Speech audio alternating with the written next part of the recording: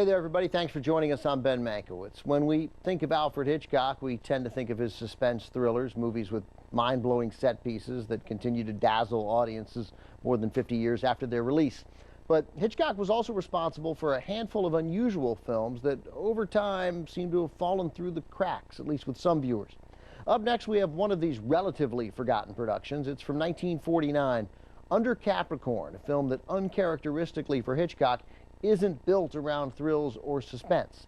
It's the story of a young man newly arrived in Australia from Ireland who meets a powerful landowner and his beautiful wife. It's a love triangle, which sounds decidedly un-Hitchcockian, but as you'll see, this is still very much a Hitchcock film. For one thing, the landowner and his wife are played by veterans of earlier Hitchcock films, Joseph Cotten and Ingrid Bergman. And secondly, this is no ordinary love triangle. Much like Rebecca, this is a dark Gothic story about buried secrets and tortured relationships, in many ways right up the director's alley. And lastly, Hitchcock's craft as a filmmaker is clearly on display.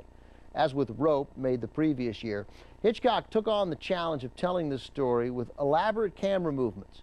To pull it off, he had to create a dolly that could smoothly move the large Technicolor camera around as it followed the actors, sometimes from room to room, occasionally even up a stairway.